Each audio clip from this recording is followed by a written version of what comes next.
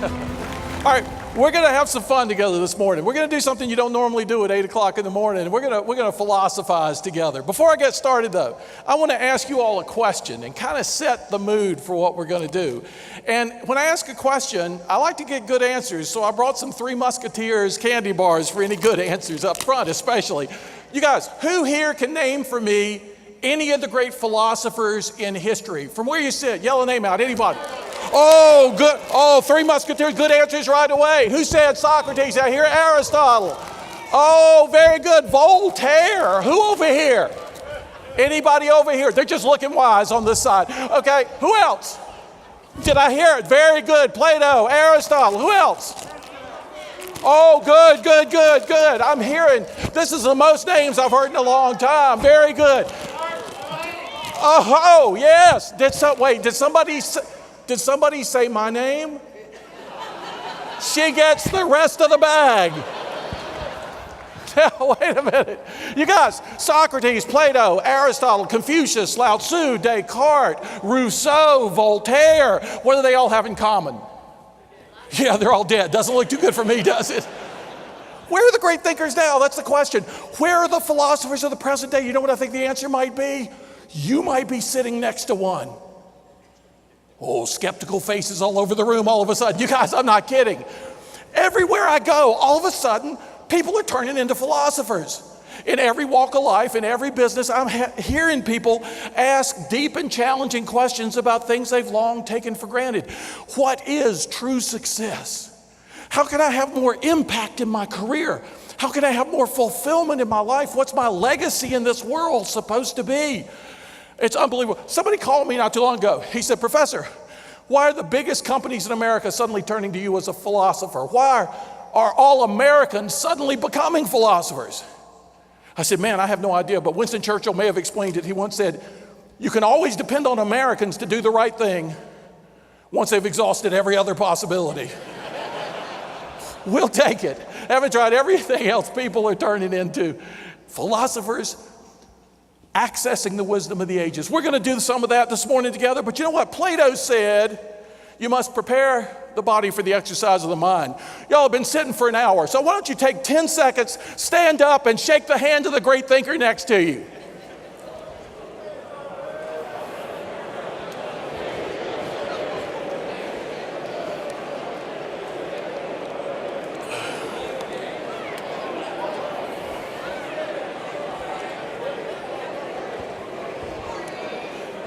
All right, let's do some philosophy. You guys are great. I have the opportunity to speak all over the world about things that really matter. And of all the topics I speak on, today's my favorite topic. We're going to talk about what the great philosophers had to say about success in our lives. And I remember vividly the first day I was ever asked to speak on this. It was almost 30 years ago. Yeah, I was sitting in my office at Notre Dame doing what a philosopher does. I was thinking. A big phone call from a group of very successful people, all of a sudden asking me would I consider coming and speaking to them on success. I didn't teach on it at Notre Dame. I hadn't done any research on it, but they figured they wanted a philosopher's perspective. And these were very successful people. So I thought, wow, I go home and tell my wife, she'll be really proud of me. Philosophers have no schedule whatsoever. So I jumped up from my desk, I grabbed my coat, I was on my way out the door, the phone rang a second time. I jumped back, picked it up. By some cosmic coincidence, it was a publisher asking me would I consider writing a book on success, the very same topic. I ran to the Notre Dame football stadium where I parked my car. I drove the 2 miles home. I came bursting through the front door. I saw my wife and I said, Mary, you won't believe it. Within 60 seconds, I just got these 2 phone calls. A big group of really successful people want me to speak to them on success. A publisher wants me to write a book on success. I thought she was going to glow with pride. She just looked real confused. She said, wait, don't you have to be a success before you can speak and write on it? I said, I am not going to get hung up on a technicality. I'm a student of the wisest people who've ever lived. The folks y'all named, Socrates, Plato, Aristotle, Confucius, Lao Tzu. I'm going to go across the cultures, through the centuries, and I'm going to ask a question. Is there a universal framework for success? Y'all, I read hundreds of books, thousands of essays, more research than I'd ever done on any topic before. And I came up with a framework of 7 utterly universal conditions. I call them the 7 C's of success. And I brought everybody a laminated wallet card. Before you leave the room, they're on tables all along the wall over there. Make sure you get one of these cards with the 7 C's on it. So fascinating how they apply to every aspect of our lives. Actually, the first condition of success came to us from Aristotle. Aristotle taught me that for true success, deeply satisfying, sustainable success in any endeavor, we need, first of all, a clear conception of what we want. We need a vivid vision. We need a goal clearly imagined. The book of Proverbs says, without a vision, people perish. Albert Einstein once said, imagination is more important than knowledge. We need clear goals that we root in the fertile soil of the imagination. Aristotle actually used archery terminology. The Greek word was telos. It meant target or bullseye. He says in every situation, every relationship, every endeavor, every challenge, with any opportunity, we need a clear conception of what we want to see happen. We need a vivid vision, a goal clearly imagined. I love that the actress Lily Tomlin said a few years ago, I always wanted to be somebody. I should have been more specific. I love that. Yeah, be specific, right? Seneca, my favorite first century philosopher, had a great nautical image for this. He said, no wind blows fair for a ship that has no port. Think about that. No wind blows fair for a ship that has no port. If we don't know where we're going, we can't take advantage of the things that cross our path along the way. So have a clear conception of what you want to see happen next. Gestalt psychologists tell us that with a clear conception of a goal, all of a sudden you start noticing things all around you you hadn't noticed before. The clarity is in direct correlation with your ability to perceive things that will help you attain that goal. There are motivational speakers for 50 years in this country and other nations who've talked about goal setting as being so important, they almost make it sound like it doesn't matter what our goals are as long as we have some. The great philosophers thought it mattered deeply what our goals are. So I decided to bring y'all today, what I consider the single greatest piece of advice ever given for powerful goal setting. It may be the most famous advice ever given to human beings. It's the shortest. It could be the toughest. First said by Thales, then Socrates, then Plato, then Aristotle. It was so important it was inscribed in marble at the holiest spot in ancient Greece. The ancient philosophers said, whatever your challenge, whatever your opportunity, job one is always the same. Know thyself. Know thyself. What do I love? What do I not like so much? What are my talents? What are my skills? What are my limitations? What are my strengths? On a corporate level, on a division, departmental level, as well as an individual level, look into that inner mirror. What do I see? Right? What's possible here? But we've got to be careful, right? It's genuine self-knowledge. It's accurate self-knowledge that's the key to proper goals and deeply satisfying success. Now, I decided I'd also bring y'all today what I consider to be the second greatest piece of advice ever given for powerful goal setting. Not as widely understood in the ancient world, but even more important now than it was then. The philosophers said, do not allow what is very good to keep you from what is best. Now, knowing we'd be in Denver and wanting to really make a good point of this, I decided to draw you all an illustration. Let's say you're up in the hills and you're on a hike. Let's make this even more interesting. You're leading a group of other people. Let's say you set it as your goal to get to the highest point in the area from which you'll be able to survey all the surrounding terrain. Imagine that from where you stand, the highest point you can see is Hill A. Whether it's fog, whether it's perspective, whatever, that's the highest point you see. Your goal is to get to the highest point, so you lead the group up Hill A. You slip and you fall and you trip and you struggle, and finally you make it to the summit, from which vantage point you can now see for the first time the much higher Hill B. Let me ask you all a question. If your goal is to get to the highest point in the area, you now stand perched atop Hill A, what's the first thing you're going to have to do to attain your true goal? Anybody? Go downhill. And when you as leaders suggest this, what's everybody going to say? This is almost universal.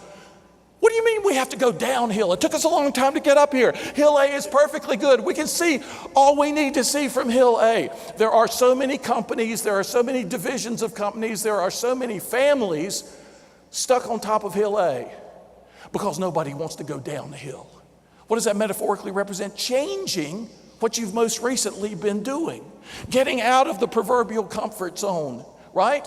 Trying something new. Leaving perhaps your first form of success. You know, Tom Peters in the famous book In Search of Excellence, he profiled these excellent companies and all of them ended up going out of business or having terrible trouble. And he said, was I wrong? What's happened? Basically a version of this. People got complacent, they got too comfortable. He said they even got arrogant. Oh, I know how to do things in this industry. While the rest of the world was moving on, they stayed on Hill A.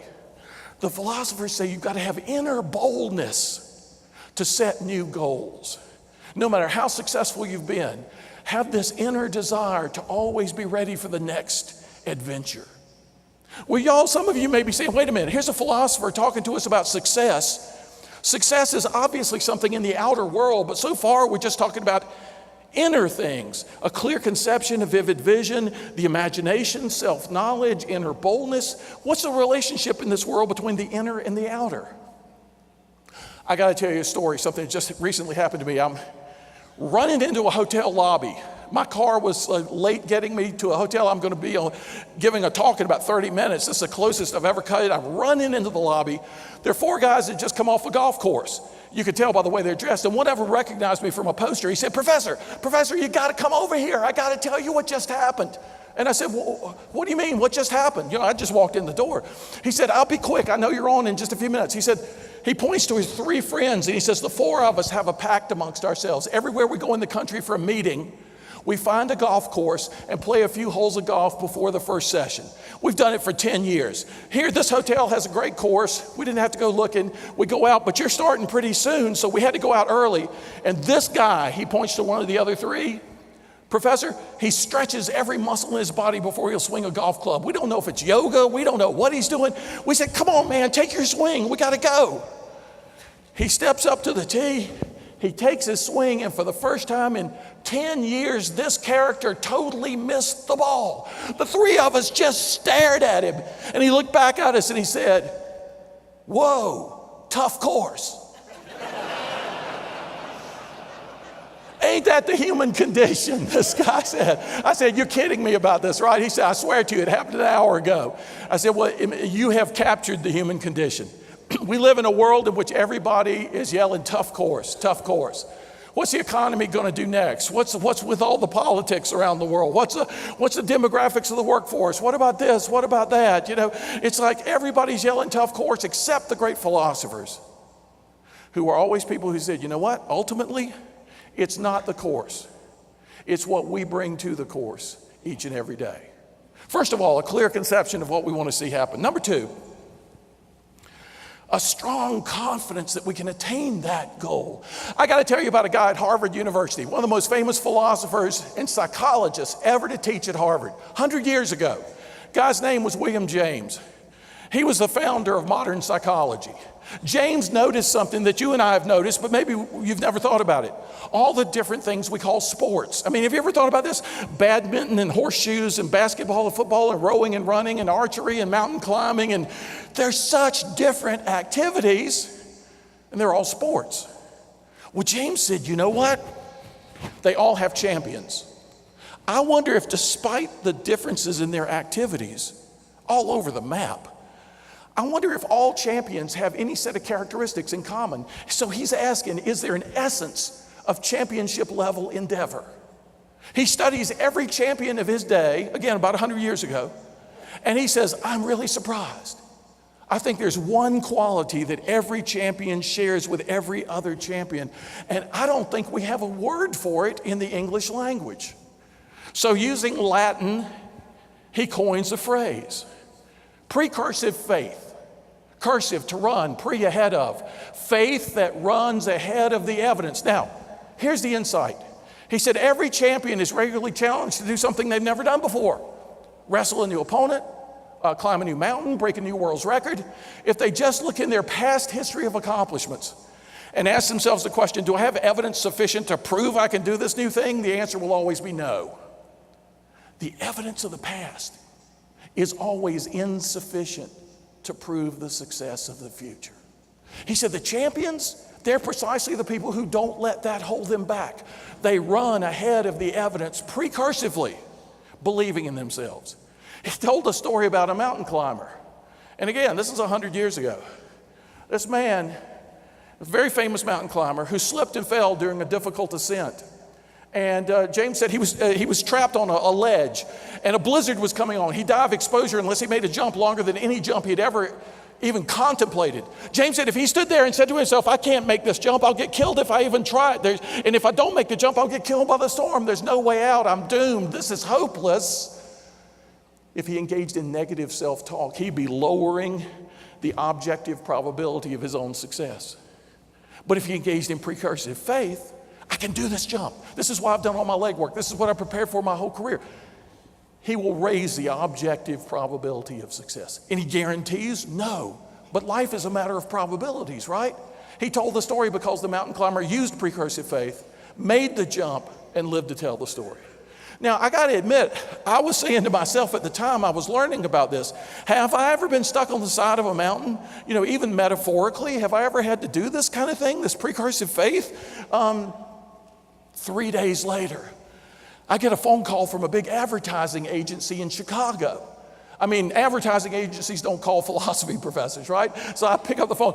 This is so-and-so from DDB Needham Advertising in Chicago. We're doing a nationwide search for a philosopher to be the national spokesman for Winnie the Pooh on Disney home videos. And I said, wait, what? She said, we're searching the country for a philosophy professor with personality, and we can't find one. You know what I'm talking about, don't you? Well, why? I said, well, you know, Pooh is a most philosophical bear, she said. I said, well, I love Winnie the Pooh. Could we come to campus to get you on video to see if you might be right for network television? And I said, well, I just did a show for the Learning Channel on ethics. This is a long time ago, before they just did, Honey Boo Boo and stuff like that. This is when there was actual learning on the Learning Channel. Do you have the tape? No, it's in Washington, D.C. She puts a guy, this is Friday morning, she puts a guy on an airplane at O'Hare. He flies to Washington, picks up a tape, flies back to Chicago, gives it to a guy writing commercials for Disney. He watches my tape. He gets on a plane and flies to L.A., shows my video to 5 Disney executives. And he came out of the screening room and he said, the Disney people came up to me and said, we like this guy, but is there a problem with his southern accent? And the writer of the commercials, who was born in Asheville, North Carolina, said, what accent? So they called me and hired me. They said, we're going to make some TV commercials. We're going to fly you to LA this week and put you in a Beverly Hills hotel, and we're going to make some TV commercials. I said, whoa, could you fly my family? My family's never been to California. My kids would love this. Knowing I taught at a Catholic university, she said, how many family members are we talking about here? 17, charter a plane. No, there's just 4 of us, okay? Okay, well, that's no problem. We'll fly the 4 of you first class. We'll get you a suite of rooms in Beverly Hills. We'll pick you up at the airport in a limousine. I'm thinking, whoa, this is, I'm having a mountaintop experience here, And she said, but you got to do something for us. This afternoon, stand in your office at Notre Dame, get a good camera, roll a 24 film, take 24 pictures of everything. Take a picture of everything in your office. A guy's coming for your film tonight. I said, what's this about? She said, you'll find out. I got to go, but just take your pictures. All right, so a guy comes to my house that night. I'm from Disney. I've come for your film. I said, what is this for? And he said, man, they tell me nothing. I just got to take this back to L.A. I'm the courier, So 2 days later, we fly first class to L.A., stretch limo with my kids' favorite snacks. They take us to a room bigger, if you can believe it, much bigger than the room we're in right now. I mean, suddenly, I'm in the Magic Kingdom, y'all. I mean, it was a soundstage in Hollywood for Disney. This is where they build cities, on a soundstage. Some of you have seen this in person. But at the time I walk in, it's all dark and cavernous and empty, except in the middle, under spotlights, my Notre Dame office in every detail. The mess it had taken me 10 years to make, they had created in 2 days. Diet Coke cans, papers, junk, But the difference was my desk at Notre Dame, fake wood. Hollywood, real mahogany. I had a cheap computer. They had top of the line. I had a beat up electric guitar in the corner of my office. They had a brand new $3,500 Gibson Les Paul guitar in the corner of that office. I said to the director, could I take 24 pictures at this office and send them back to Notre Dame? I could live like this. Oh, professor, we're spending $3 million on this commercial campaign. Whoa. You talk about a mountaintop experience. I'm in Hollywood. I'm with Disney. I'm going to advertise Winnie the Pooh, and they're spending $3 million. You know how I slipped and fell to my ledge like William James' friend? All of a sudden they said, could you stand next to your desk while we focus the cameras? Okay, no problem. All of a sudden, out of the shadows emerge about 75 crew members. And all of a sudden I realize they're all looking at me. Suddenly a phrase implants itself in my brain, the phrase, weak link in the chain. It suddenly occurs to me, I don't know how to make a TV commercial. I mean, I waited until then to realize this, right? But I panicked for 10 seconds. I remembered William James. I remembered Precursive Faith. I said, I can do this, I can do this, I can do this. I heard myself saying all day long, no problem, I can do that, that's fine, I can do that, all right, I can do that. 6 hours of the hardest work I think I've ever done in my life. Well, remember, I'm a philosopher, but still, 6 hours of pretty hard work. I heard myself saying, yeah, that's fine, okay, we'll do it that way, okay, no problem, all right, let's get going. Until the director actually said, Tom, please, this time could you smile, not with your mouth, but with your eyes. Okay. 30 minutes later, I hear a guy say, smiling with the eyes, take 37. 36 failures in a row. William James, you tell me I'm supposed to have upfront confidence, initial faith, precursive, make that phone call with confidence, right? Walk into that meeting with confidence. I get that. But what am I supposed to do when I fail 36 times in a row? Magic number in my life. I wrote my first book in college. It was turned down 36 times. A good thing there existed a 37th publisher. I became a published author at the age of 22 because I did not give up. It's amazing. That day, I came to realize, we need 2 kinds of confidence that are encompassed by the idea of precursive faith. We need initial confidence. Yeah, definitely, right? You need to start out with confidence. Show up with confidence. All the great athletes I've ever talked to have said, definitely, that's job 1, right? You got to be confident. You got to bring it. Don't look for it. Don't expect your circumstances to give it. You have to bring it.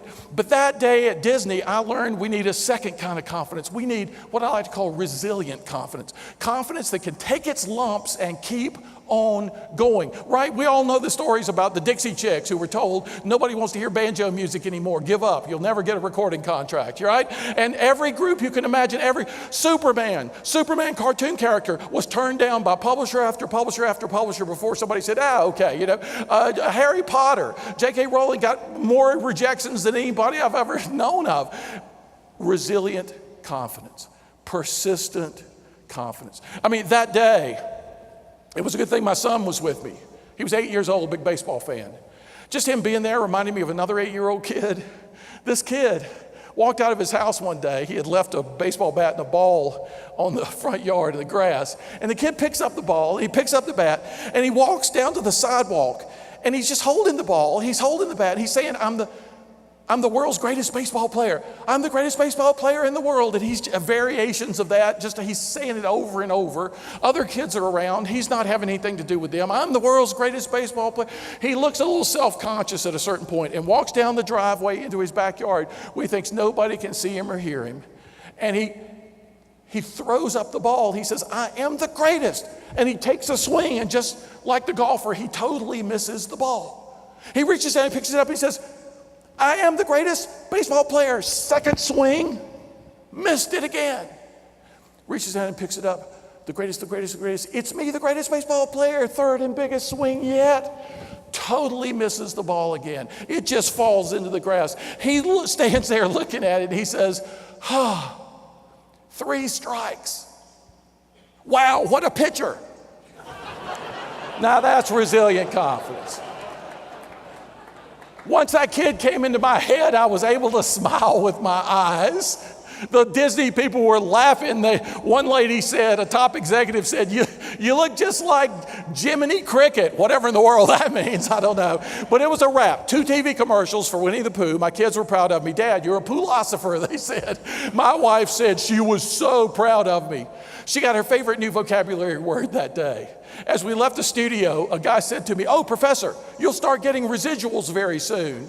I said, "What's that?" I didn't know I was getting paid for this. I was just doing it for the fun of it. Every time one of your TV commercials shows on network television, you get $500. Wait, that's my monthly salary as a philosophy professor. You're kidding, right? No, sir, $500 a pop. We get home to South Bend, Indiana. They're showing it on the Today Show, the Tonight Show, the Bold and Beautiful, Wimbledon. They're showing it 5, 6, 7 times a day. In the first 6 weeks, I get a check. For the first 6 weeks, 159 showings on network television. Now do that math in your head, right? My wife would walk through the room, see me on TV and say, "Cha-ching, let's go to the mall." Thanks to William James and thanks to the kid. You know what the kid was doing? Living the advice of Marcus Aurelius, Emperor of Rome, who once said, "Your life is what your thoughts make of it." Your life is what your thoughts make it.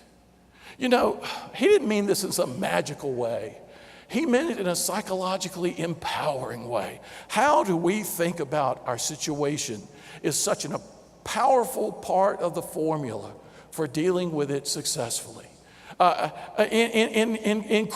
Incredible stuff. So we need a clear conception of what we want, right? We need a strong confidence we can attain the goal.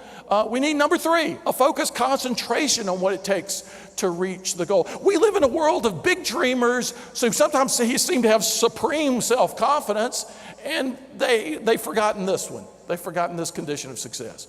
We need a focused concentration on what it takes to reach the goal. Let me introduce you to an ancient philosopher you may or may not know, Zeno. You know Zeno's paradoxes of motion?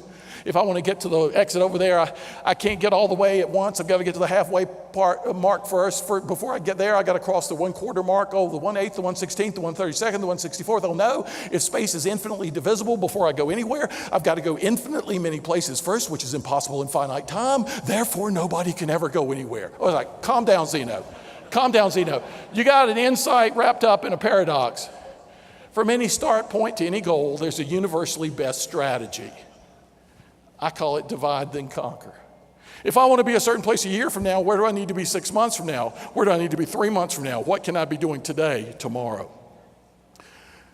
Daunting goals can become manageable objectives as we set intermediate and more immediate goals. It's reflecting on the Zeno thing in a practical way that leads to all kinds of power. And actually, I learned this from my best friend, Don, when I was 13 years old.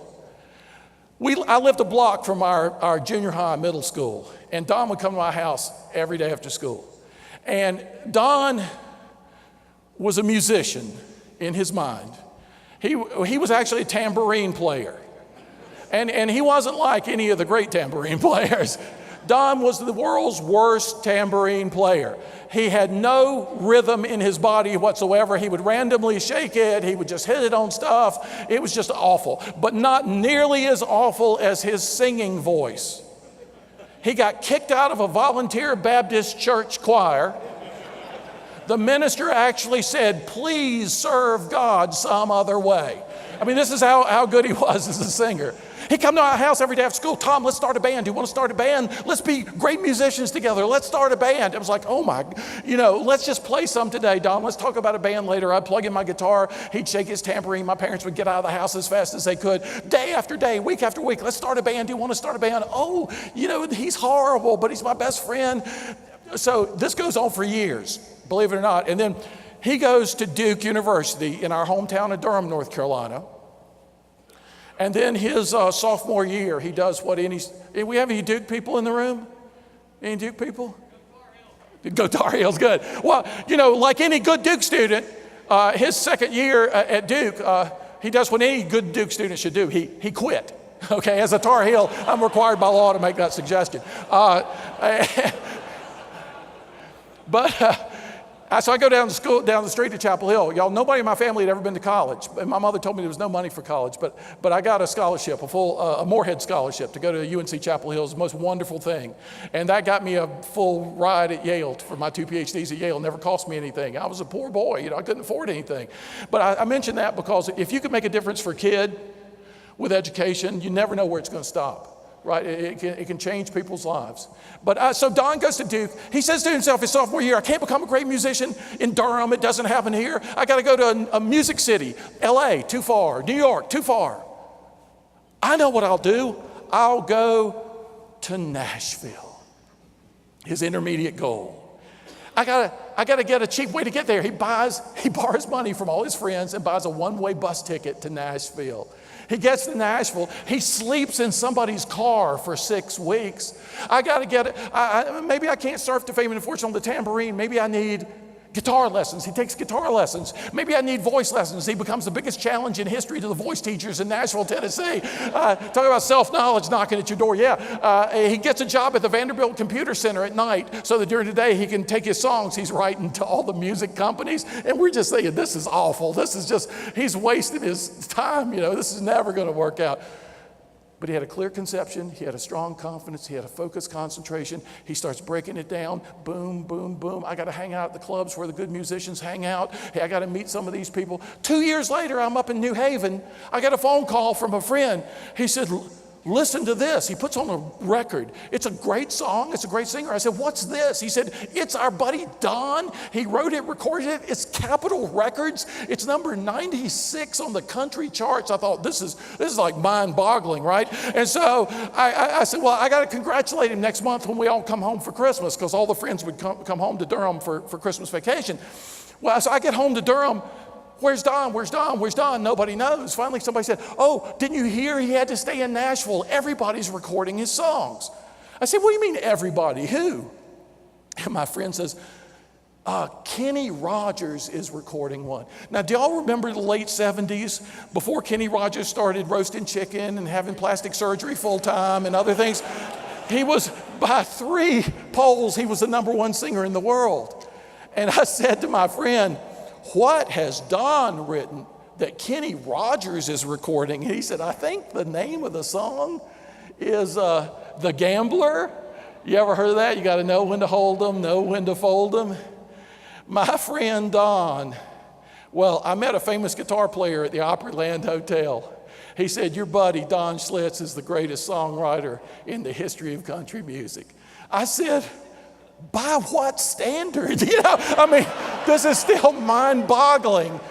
And he said, hit songs that he's written. I said, how many? He said, well, top 5, I think it's 56 hit songs. And I said, what about, has he written any #1 songs? He said, oh yeah, he's written 24 #1 songs. He said, your friend Don Schlitz has made so many tens of millions of dollars, he lost count a long time ago. And I said, well, if that's true, then the next time I see him, I've got one philosophical question I have to ask. Does he want to start a band?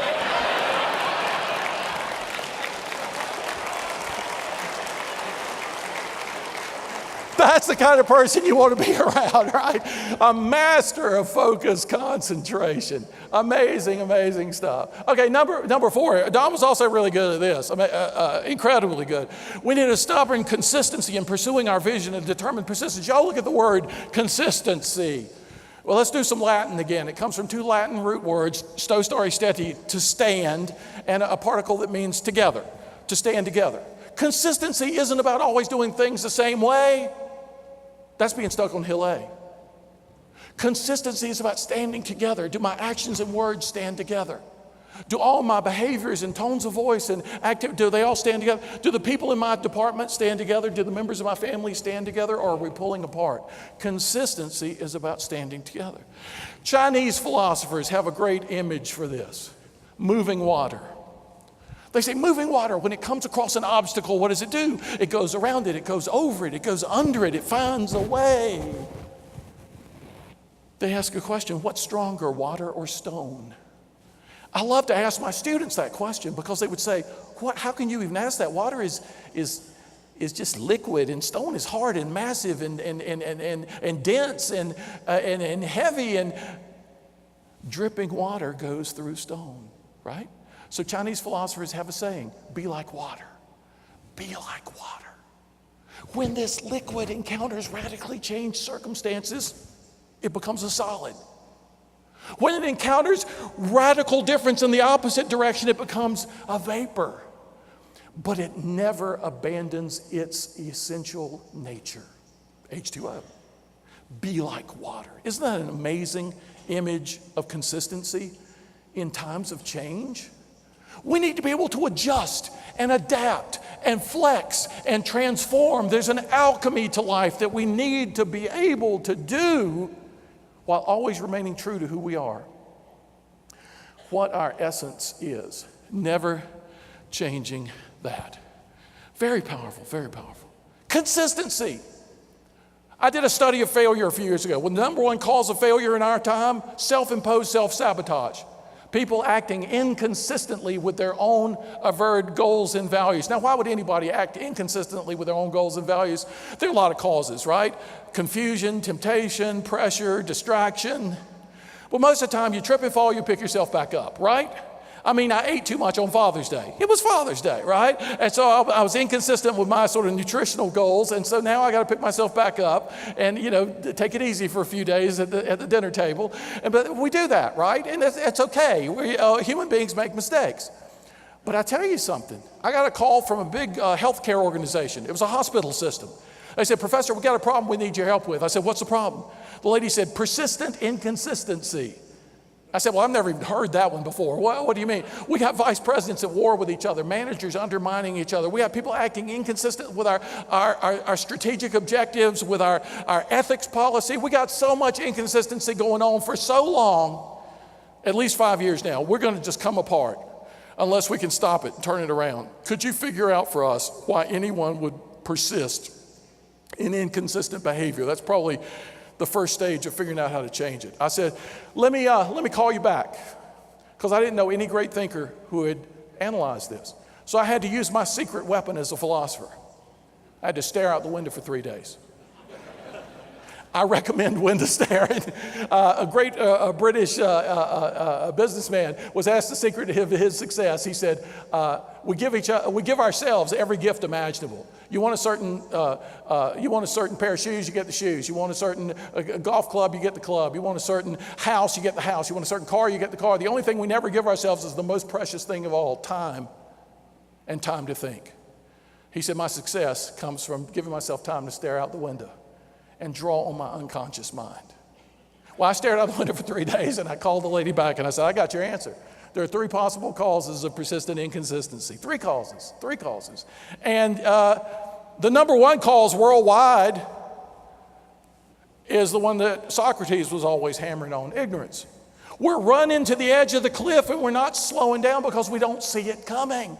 Like McNamara said about Vietnam, he said, our big problem in Vietnam was a failure to think through the consequences of our decisions. That didn't stop with Vietnam, right? I mean, often people do inconsistent things because they haven't thought through. They're not aware. They're acting inconsistently with their own goals and values. This company, they knew what was going on, so that wasn't their diagnosis. Number 2 is the second most common cause. Oh, I got to tell you this. For 8 years, I directed seminars for the National Endowment for the Humanities, bringing the best school teachers in America, K through 12, to live with me at Notre Dame for a month. We would philosophize together every day for a month. It was unbelievable. I'd be their only professor. They'd be my only students. And these were like, Colorado Teacher of the Year, North Carolina Teacher of the Year, just incredible people. I learned so much from them. A 7th grade teacher told me about a 7th grade class of unruly underachievers. She said the teacher came into the classroom one day, didn't say good morning like she always did.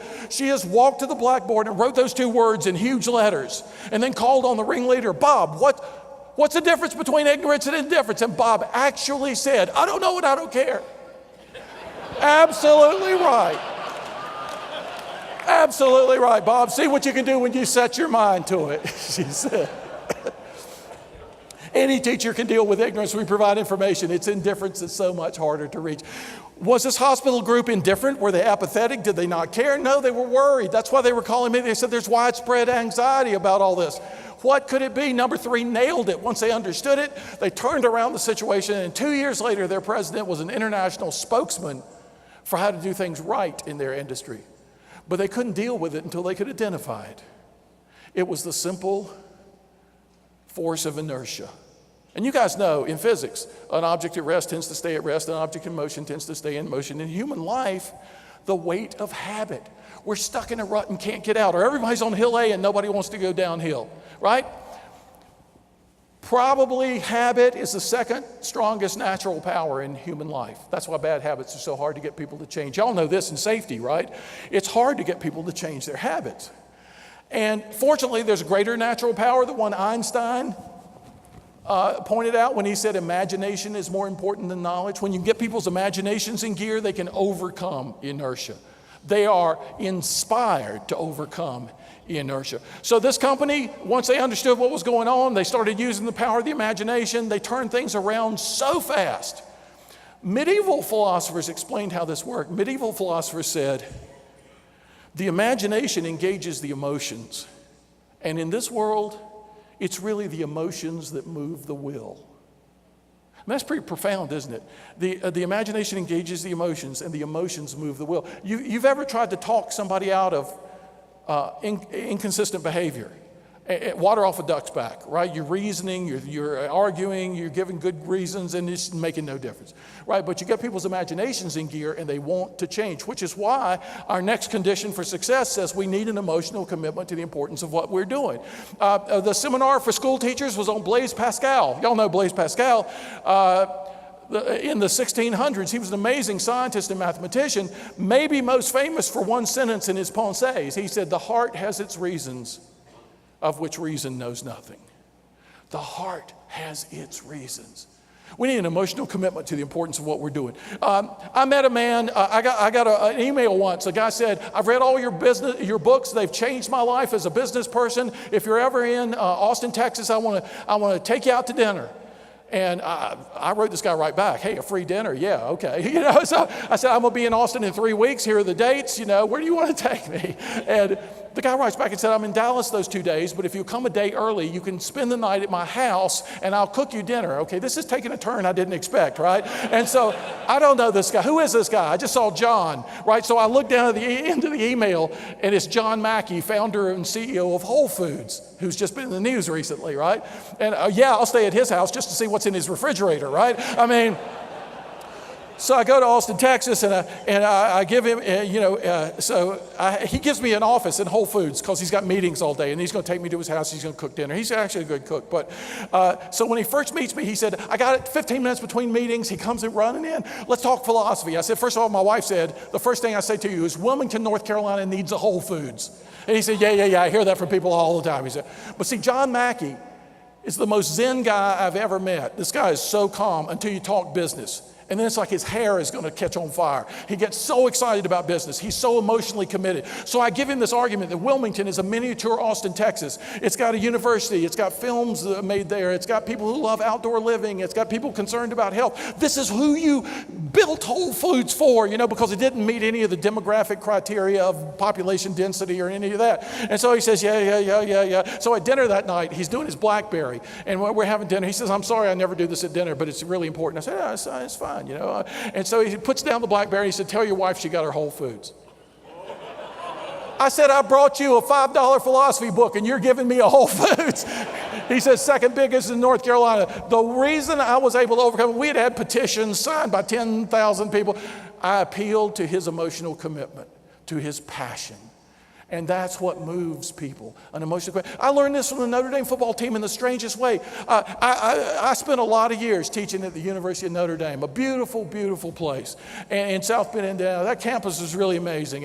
And I got the last teaching award Father Hesburgh ever gave out. It's a big deal at Notre Dame. And the night I got it, I said, "Father Ted, I heard that when you hired me, you said Tom Morrison's the last guy I'll ever give a teaching award to," and it came true tonight. Thank you very much. I was surprised, but not as surprised as I was 2 months later when the new semester started up and there were more big people coming into the room than I'd ever seen. I taught an eighth of the student body most years. I had huge classes.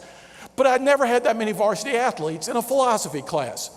You could probably imagine why, right? But all of a sudden I'm seeing 17-year-old kids walk into philosophy class who are 6 feet 8 inches tall, 285 pounds. I call the athletic department, how many varsity athletes do I have this semester? Oh, you have 55 varsity athletes in Philosophy 101. I've never had more than 6 or 7 or 8, ever. Do I have a reputation I suddenly do not want to have? Oh no, Professor, we put our athletes not in easy classes. We have a very different policy from that. We put our athletes in classes with professors like you who've won teaching awards, hoping you will get them as excited about their academics as they are about their athletics. I said, I'm proud to be at a place that works like that. Give me all your athletes and I'll turn them into philosophers. Yeah, well, let me tell you what I learned real fast. 3 exams, 5 papers. First exam, out of 400 kids, there had always been 10 Fs. 60 or below, out of 100 points, 60 or below, F. This semester, 48 Fs. Of the 21 freshman football players in my class I had at Notre Dame, I had 19 of them in my class, the freshman football players. Of those 19, 16 failed the first exam with scores I had never personally witnessed in all my years of teaching. Out of 100 points, they were making total exam scores of 7, 9, 13. I said, these are jersey numbers, not exam scores. One guy worked for an hour and made a 0. I had never seen that before. I can't lose as many people, but I can't change my standards. Philosophy is what it is. I know I teach on Monday and Wednesday. They have discussion groups on Friday. I'll give review sessions on Thursday. For anybody making below a C, I'll call it the Below Sea Level Club. Come keep your head above water. Come on Thursday. 100 kids come the first Thursday. It's Thursday night because they practice from 4 to 8 p.m., so it's 9 o'clock at Thursday night. I was committed to these kids, so I wanted them to learn. All the coaches came to make sure their players were there. It was unbelievable. The coaches were lining the walls. Well, not all the coaches. The tennis coaches could stay home.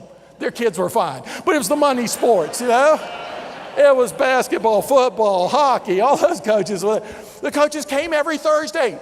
The coaches were always there. You could walk down the sidelines in Notre Dame Stadium and overhear the defensive backfield coach say, well, St. Thomas Aquinas said. I mean, these guys were learning philosophy. And then on the second exam, nobody fails. People who made single digits are making C minuses. People who made 20s and 30s are making B minuses.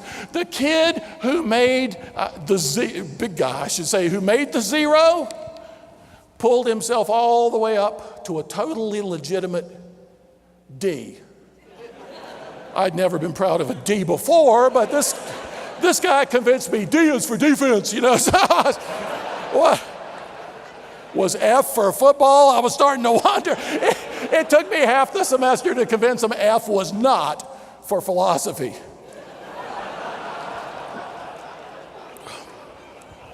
Knock on my door. Investigative reporter from the Chicago Tribune. Professor, you got all the freshman football players in your big class? I got most of them. They all failed your first test. Most of them did. Now I hear they're all of a sudden doing much better. I'm so proud of these kids.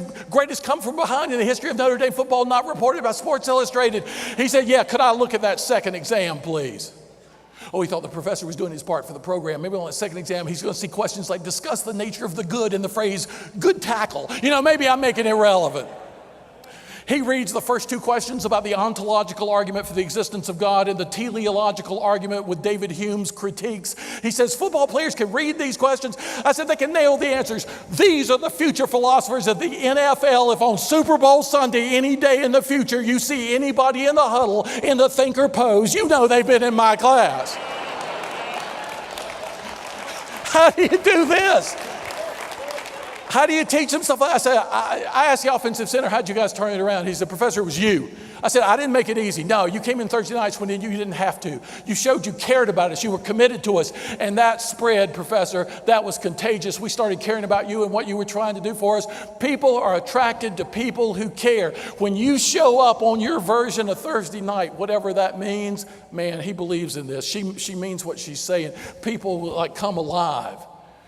I didn't know. I wanted the kid, and you know what? The last review session of the fall semester, I talked to him about what we're talking today. That was the year I discovered the 7 C's of success. I wanted to be successful in the classroom. I had no idea my football players were going to use them on the football field. where they became the national champions of 1988. I was so proud of these kids using the wisdom of Plato and Aristotle in their football. And then years later, when I see Jerome Bettis slip on his Super Bowl ring and the bus knows Plato and Aristotle, right? And it's like amazing. This is what it's supposed to be. People say, yeah, but I'm not working with Super Bowl champions of the year. It's paperwork, it's emails, it's difficult meetings. You know, let me share with you what I call the dual significance principle. Every job productive of any good can be given a trivial description or a noble description. Ultimate motivation requires that we have in our own minds the noblest possible description of what we're doing. You guys, this is easy, right? You guys and what you're doing, right? The CEO doesn't always understand, right? Sometimes what you guys, the extreme importance, or else everybody is walking around looking like this, right? I mean, you guys and the difference you make in the world, this is nobility, right? You're making a difference in people's lives, for families, for communities. And the philosophers have taught me that success comes from within. That inner nobility, that inner sense of the importance of what we're doing. I wake up in the morning, I'm a writer. What do? I put ink on paper. Oh, let's get up and put some more ink on some more paper. Nope. I'm a writer. What do? I communicate with people all over the world about things that really matter. You've got to give and make sure the people who work with you have the noblest possible conception of what they're doing, right? It's so important. Let me go on to, good character. Yeah, Aristotle talked about character in an extraordinary way. A good character, the guy keep it on proper course. In the 90s, people said to me, can a bad character have flamboyant success? I would say for a while in a limited domain at the expense of what really matters in life. Emerson wrote a great essay about this. He said Napoleon was the smartest person of his age, and he could motivate people like crazy, and he could eliminate any obstacle in his path. But he was a liar, a cheater, and totally untrustworthy on account of which all his efforts dissipated like the smoke from his artillery, leaving France worse off than it was when he started. Like every experiment in unethical success in all of human history, it bore within itself the seeds of its own destruction. Wow, that's a mouthful. Aristotle said, I'll tell you how it works. He said, you know what makes the world go round? Salesmanship, persuasiveness, your ability to convince somebody else to try something a new way, right? He said, I got to figure out what it takes for world-class persuasiveness. And he created a formula that is still the formula taught to this day with rhetoric, persuasion, and sales. He said, you got to be a master of logos, pathos, and ethos. Logic, information, rationality. Pathos, the Greek word for passion. Ethos, the Greek word for character. Aristotle said, all things considered, people are persuaded by people they trust. The more you are seen as a person of character, the more powerful you will be in your persuasiveness. And you know, it's an amazing thing. My dad was my first philosophy teacher. He never went to college, but he would tuck me into bed at night and give me a little piece of wisdom like this. Socrates had a kid hang around him named Plato. Plato had a young man follow him everywhere he went named Aristotle. Wait a minute, Socrates taught Plato, who taught Aristotle? Aristotle taught somebody pretty important too. You know who it was? Alexander the Great. When he was just Alexander the Average, when he was like 13, but he became great through association with greatness. Logos, pathos, ethos. And you know, if you take care of the ethos, number 7 is a lot easier. We need a capacity to enjoy the process along the way. Is it the course, or is it what we bring to the course that counts each and every day? Oh, Tom, it's so hard. It's a dancing in a minefield. It's a steamroller. It's a pressure cooker. We need to find a way to enjoy the process. You can't enjoy everything every day, right? There are tough days, but to the extent that you have a capacity to enjoy the overall process of your work, you're going to elevate everything. The Greeks said, know thyself. I wish like crazy they had said, enjoy thyself. It's not just icing on the cake. It's an important part of the cake. Look at what we've talked about in our short time together. A clear conception, a strong confidence, a focused concentration, stubborn consistency, and emotional commitment, a good character. The capacity to enjoy is going to make all that easier. All of that easier. Now, if there were an 8th condition, and I'm not sure about this, right? But if there were, people are always asking me, why? Maybe there's an 8th condition. You know, it just might be contact me anytime at my new website, TomBMorris.com. And you guys, I've got homework. Your homework is, for more on this, see my new book. Oh, I brought everybody the card. Remember the card over there on the tables with the 7 C's on it. And my new book just out is all about what we talked about today and all these supportive ideas. And I would love to hear from you. Believe it or not, I read so many emails every day. People can't believe it. I would love to hear from you about what we've talked about this book. If you get a chance, it's under 200 pages, and it's gotten more 5-star reviews than any book I've ever done. It's changed my life, this book, and a lot of people tell me it's changed their lives as well. I recommend it to you for further philosophy. But you know what? I really want to end with a very short poem, and I've never done this before, so I brought it with me in case I forget, because I wrote it for my granddaughter not too long ago. And it captures something that's real about my childhood. When I was young, I thought I could fly. If I ran just right, I'd rise into the sky and go over the yard and the house and the trees until, floating a bit, I'd catch a good breeze, and neighbors would see and squint into the sun and say, "Come here and look at what this kid has done." I continued to rise, and with such a big smile, my grin could be viewed at least for a mile. And even today, I think if I try, the time may yet come when I'll rise up and fly. That's what I wish for each and every one of you, with the 7 C's of success, the wisdom of the ages, that you will rise in new ways and you will fly safely. And that in everything you do, you'll use the insights of the philosophers to attain true success. It's my honor to be your philosopher. Thank y'all so much for being with me during this hour. Y'all are great. Thank y'all. Woo! Thank y'all.